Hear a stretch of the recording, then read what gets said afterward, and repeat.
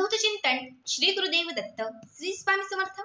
तुम्हा सर्वांचं आपल्या स्वामी शक्ती या चॅनलमध्ये मनापासून स्वागत आहे। स्वामी तुम्हा सर्वांच्या सर्व चांगल्या इच्छा पूर्ण करोत एवढीच स्वामींच्या चरणी प्रार्थना करते आणि आपल्या आजच्या या नवीन आणि सुंदर व्हिडिओला पुन्हा एकदा नव्याने सुरुवात करते। भक्तांनो, आज 28 डिसेंबर गुरुवार बघा, अत्यंत महत्त्वाचा आणि सर्वात मोठा दिवस, कारण आज आहे गुरुपुष्यामृत योग।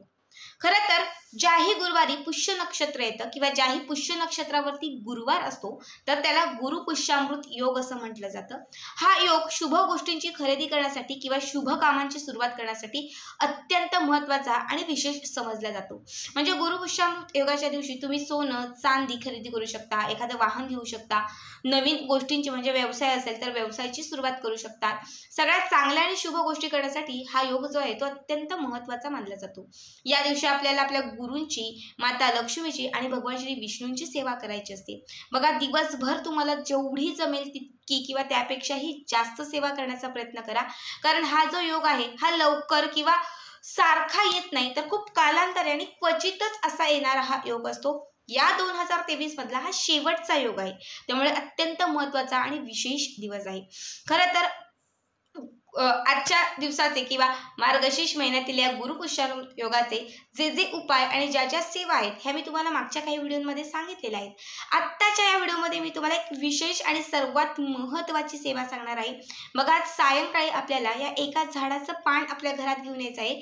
ज्या झाडाचं पान घरात आणल्याने तुमच्या घरातील दारिद्र्याचा नाश होईल, तुमच्या घरामध्ये अखंड माता लक्ष्मी आणि भगवान श्री विष्णूंचा वास राहील, ज्यामुळे तुमच्या घरात प्रत्येक कामात असेल किंवा घरातील प्रत्येक सदस्याला प्रत्येक गोष्टीत यश मिळेल, तुमच्या घरामध्ये बरकत येईल, न टिकणारा पैसा टिकायला लागेल, घरामध्ये असलेलं जे 18 विश्व दारिद्र्य आहे या दारिद्र्याचा नाश होईल। बघा, हे एक जे पान आहे ते प्रत्येक गुरुवारीही तुम्ही घरात आणू शकतात, किंवा मग आज इतका सोन्यासारखा दिवस आहे गुरुपुष्यामृत योग, त्यामुळे आजच्या दिवशी जर हे पान तुम्ही तुमच्या घरात आणलं, याचं विधियुक्त तुम्ही पूजन केलं तर तुमच्या आडलेल्या सर्व इच्छा पूर्ण होतील, तुमची थांबलेली रखडलेली सर्व कामं मार्गी लागतील। उपाय अत्यंत महत्त्वाचा आहे, त्यामुळे आजचा हा व्हिडिओ शेवटपर्यंत पहा आणि जे चॅनलवरती नवीन असतील त्यांनी लगेचच आपल्या चॅनलला सबस्क्राईब करा। बघा, या उपायासाठी आपल्याला कुठल्या झाडाचं पान आणायचं आहे तर आपल्याला ही सेवा कधी करायची ते अगोदर सांगते। 6:30 ते 8:30च्या दरम्यान आपल्याला ही सेवा करायची आहे, ज्याला लक्ष्मी प्राप्तीची, लक्ष्मी येण्याची आपण वेळ म्हणतो, दिवे लागण्याची वेळ म्हणतो। 6:30 ते 8:30च्याच दरम्यान आपल्याला या सेवेसाठी बसायचं आहे। यासाठी तुम्हाला एक विड्याचं पान, ज्याला आपण नागवेलीचं किंवा खायचं पान असं देखील म्हणतो, हे पान कुठेही मार्केटमध्ये तुम्हाला मिळेल। बघा, जिथे फुल आणि हार भेटतात तर त्यांच्याकडे सहज तुम्ही 2 ते 5 रुपयाला हे पान आणू शकता। हे पान तुम्हाला घरी घेऊन यायचं आहे। तुमच्या घरामध्ये जर ऑलरेडी असेल तर तेच पान घेतलं तरी चालेल, फक्त ते वापरलेलं किंवा पूजा केलेलं नसावं। शिवाय हे पान तुम्ही आत्ता अगदी कधीही आणलं तरी चालेल, फक्त याची जी उपाय किंवा याची जी सेवा आहे ती आपल्याला 6:30च्या दरम्यान करायची आहे। ठीक आहे, हे पान आणल्यानंतर काय करायचं तर ते सगळ्यात अगोदर आपल्या देवघराच्या समोर एका ताम्हणात ठेवून द्यायचं। देवघरामध्ये एक शुद्ध तुपाचा दिवा लावायचा आहे, बाजूला उदबत्ती लावायची आहे। त्यानंतर हे जे पान आहे यावरती थोडंसं पाणी टाकून तुम्हाला ते पान स्वच्छ पाण्याने धुवून घ्यायचं आहे। तुमच्याकडे जर गंगाजल असेल तर ते गंगाजल घाला आणि त्याने ते पान जे आहे ते स्वच्छ धुवून घ्यायचं आहे। पान थोडंसं पुसायचं आहे, थोडंसं सुकू द्यायचं आहे। त्यानंतर दुसरं एखादं ताम्हण घ्या, तांब्याचं भांडं किंवा स्टीलची प्लेट घेतली तरीही चालेल। ज्यांच्याकडे तांब्याचं आहे त्यांनी तांब्याचं घ्या, ज्यांच्याकडे नाही आहे त्यांनी स्टीलचं घ्या। या तांब्याच्या भांड्यामध्ये किंवा स्टीलच्या भांड्यामध्ये हे पान तुम्हाला ठेवून द्यायचं आहे। पान ठेवल्यानंतर काय करायचं, या पानावरती हळद कुंकू आणि चंदन मिक्स करून त्याने एक स्वस्तिक काढायचं आहे। या बोटाने स्वस्तिक काढलं तरीही चालेल। ठीक आहे, आता समजा हे पान आहे तर वरती तुम्हाला हळद कुंकवाने एक स्वस्तिक काढायचे। स्वस्तिकाच्या खाली ज्या इच्छेसाठी आज तुम्ही हा उपाय करत आहात ती इच्छा लिहायची। समजा मी नोकरी मिळण्यासाठी हा उपाय करत आहे तर नोकरी लिहा, समजा मी हा उपाय धनप्राप्तीसाठी करत आहे तर धनप्राप्ती लिहा, लक्ष्मी प्राप्तीसाठी करत आहे तर लक्ष्मी प्राप्ती लिहा, कर्ज दूर होण्यासाठी करत असाल तर कर्ज बाधा असं लिहा। जी तुमची इच्छा असेल ती एका शब्दात तुम्हाला त्या पानावरती लिहायची आहे, वरती स्वस्तिक आणि खाली ती इच्छा लिहायची। ठीक आहे. आता हे जे पान आहे हे पान तुम्हाला त्याच प्लेटमध्ये ठेवून द्यायचे. ज्या प्लेटमध्ये तुम्ही हे पान ठेवलेलं आहे ती जी प्लेट आहे ही प्लेट तुम्हाला देवघरामध्ये जिथे माता लक्ष्मीची मूर्ती असेल, फोटो असेल, टाक असेल, तर त्या फोटोच्या समोर ही प्लेट तुम्हाला ठेवून द्यायची. बरोबर त्या फोटोच्या समोर ही प्लेट ठेवून द्यायची. आता या पानावरती काही गोष्टी सांगतेय, या गोष्टी तुम्हाला ठेवून द्यायच्यात. सगळ्यात पहिले या पानावरती तुम्हाला 1 रुपयाचं एक नाणं ठेवायचे. 1 रुपयाचं एक नाणं, त्यानंतर एक हळकुंड ठेवायचं आहे. 21 अख्खे धने ठेवायचे आहेत. बडीसोप, ज्याला आपण राजिने असं म्हणतो, बडीसोपाचे 7 अख्खे दाणे, चिमूटभर तुम्हाला तांदूळ, 5 लवंगा आणि 1 वेलदोडा ठेवून द्यायचे. पुन्हा एकदा सांगते, इच्छा लिहिलेलं जे पान आहे या पानावरती 1 रुपयाचं नाणं, हळकुंड, 21 धने, बडीसोपाचे 7 दाणे, थोडेसे तांदूळ, 5 लवंगा आणि 1 वेलदोडा. ह्या सर्व वस्तू तुम्हाला त्या पानावरती ठेवायच्या आहेत, विड्याच्या पानावरती, आणि त्यावरती थोडंसं हळद कुंकू अर्पण करायचं आहे. हे सर्व ठेवत असताना इच्छित मनोकामना आणि माता लक्ष्मीचा जप करायचा आहे. हे हळद कुंकू अर्पण करून झालं की त्यानंतर अगरबत्ती जी लावलेली आहे ती अगरबत्ती त्या विड्याच्या पानाला ओवाळायची आहे. धूप दीप सर्व तुम्हाला तिथे दाखवायचं आहे. कापूर पेटून त्याचा धूर तुम्हाला त्या विड्याच्या पानाला द्यायचा आहे. बघा माता लक्ष्मीची कुठलीही सेवा जेव्हा आपण करत असतो तर त्या प्रत्येक सेवेत विड्याचं पान किंवा विडा ही अत्यंत महत्त्वाची गोष्ट समजली जाते. कुलदेवी असेल, माता लक्ष्मी असेल, प्रत्येक देवीच्या सेवेत आपण विडा अर्पण करत असतो.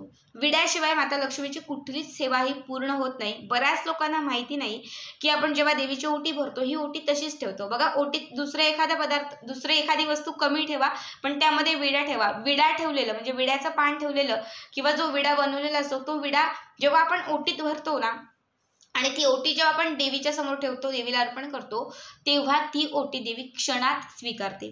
आणि जोपर्यंत आपण विडा त्या ओटीमध्ये ठेवत नाही तर ती ओटी माता लक्ष्मी कधीच स्वीकारत नसते. बऱ्याच लोकांना हे माहिती नाही. बघा, आजचा दिवस जो आहे तो माता लक्ष्मीला प्रसन्न करणारा दिवस आहे.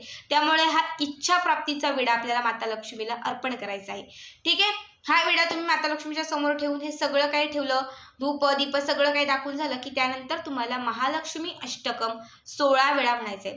नमस्ते सु महामाये श्रीपीठे स्वरूप पूजिते शंखचक्र गदा हस्ते महालक्ष्मी नमस्तुते. 16 वेळा महालक्ष्मी अष्टकम म्हणायचं आहे आणि फक्त 1 वेळा व्यंकटेश स्तोत्र म्हणायचं आहे. पुन्हा एकदा सांगते, 16 वेळा महालक्ष्मी अष्टकम आणि 1 वेळा व्यंकटेश स्तोत्र म्हणायचं आहे. या सेवा करून झाल्या की त्यानंतर हे विड्याचं जे पान आणि त्यावरती ठेवलेल्या ज्या वस्तू आहेत ह्या अशाच ठेवायच्या. बघा, यावरती ठेवलेल्या सगळ्या वस्तू ह्या माता लक्ष्मीच्या सर्वात आवडीच्या वस्तू आहेत. मग लवंग असेल, धने असेल, हळकुंड असेल, तांदूळ असेल, वेलदोडा, ह्या सगळ्या माता लक्ष्मीला आकर्षित करणाऱ्या, माता लक्ष्मीला प्रसन्न करणाऱ्या, माता लक्ष्मीला खेचून घेणाऱ्या सर्व वस्तू आहेत, ज्यांना आपण लक्ष्मीचं स्वरूप समजतो. जेव्हा हा विडा माता लक्ष्मीच्या समोर ठेवाल त्या क्षणात माता लक्ष्मी तुमच्याकडे प्रसन्न होईल. माता लक्ष्मी तुम्हाला भरभरून आशीर्वाद देईल. रात्रभर हा विडा असाच ठेवून द्यायचा, उचलायचा नाही, काहीच करायचं नाही. दुसऱ्या दिवशी म्हणजे उद्याच्या दिवशी शुक्रवारी स्नान वगैरे झालं, जेव्हा तुम्ही माता लक्ष्मीचं जे व्रत केलेलं आहे त्याची उत्तर पूजा कराल, म्हणजे जेव्हा तुम्ही ती पूजा मांडणी उचलाल त्यासोबतच तुम्हाला काय करायचं आहे, हे उचलायचं आहे. यामध्ये जे वस्तू तुम्ही विड्याच्या पानावर ज्या वस्तू ठेवलेल्या आहेत त्या सर्व वस्तू तुम्हाला एका लाल रंगाच्या कापडामध्ये तुम्हाला गुंडाळायच्या आहेत. त्याला एक चांगली घट्ट गाठ मारायची आहे आणि ही जी पोटली आहे ही घरातील कुठल्याही ईशान्य कोपऱ्याला ठेवून द्यायची आहे. कुठल्याही ईशान्य कोपऱ्याला ठेवून द्यायची आहे आणि प्रत्येक पौर्णिमेला ती तुम्हाला माता लक्ष्मीच्या समोर ठेवून द्यायची आहे. प्रत्येक पौर्णिमेला ती अभिमंत्रित करायची आहे. बाकी इतर वेळेस तुम्ही घरातील ईशान्य कोपऱ्याला ती ठेवू शकता, कारण ईशान्य कोपरा, ईशान्य दिशा ही माता लक्ष्मीची दिशा म्हटली जाते, ही भगवान विष्णूंची दिशा म्हटली जाते. ईशान्य दिशा ही धनाला आकर्षित करणारी दिशा म्हटली जाते. त्यामुळे ईशान्य कोपऱ्याला ही पोटली ठेवून द्यायची, जेणेकरून घरामध्ये सदैव धन, समृद्धी, सुख, शांती, ऐश्वर्य यांची प्राप्ती होईल. घरात सदैव पैसा येत राहील आणि आलेला पैसा खेळता राहील. आता जे विड्याचं पान ज्यावरती तुम्ही इच्छा लिहिली होती, हे विड्याचं पान काय करायचं तर हे कुठल्याही वाहत्या पाण्यात, साठलेल्या पाण्यात नाही तर जे वाहतं पाणी आहे या वाहत्या पाण्यामध्ये हे विड्याचं पान तुम्हाला सोडून द्यायचंय. ज्यांच्या जवळ आजूबाजूला वाहतं पाणी नसेल त्यांनी औदुंबराच्या, वडाच्या किंवा पिंपळाच्या झाडाजवळ हे पान जे आहे ते ठेवून द्यायचं आहे आणि घरी निघून यायचं आहे. बघा, हा उपाय केल्यानंतर 24 दिवसांच्या आत कितीही कठीण असणारी इच्छा पूर्ण होईल, घरातील अडथळे दूर होतील, संकट कुठेतरी लांब जातील, घरात असलेले जे दारिद्र्य आहे हे दारिद्र्य कुठेतरी समाप्त होईल. अत्यंत साधा आणि सोपा उपाय आहे, मात्र आजच्या दिवशी हा करायचा विशेष महत्त्वाचा उपाय आहे. पुन्हा एकदा सांगते, पुन्हा लवकर हा योग नाहीये. आजची संधी कुणीच घालू नका, प्रत्येकाने ही सेवा आवर्जून करा. श्री स्वामी समर्थ. जय जय स्वामी समर्थ.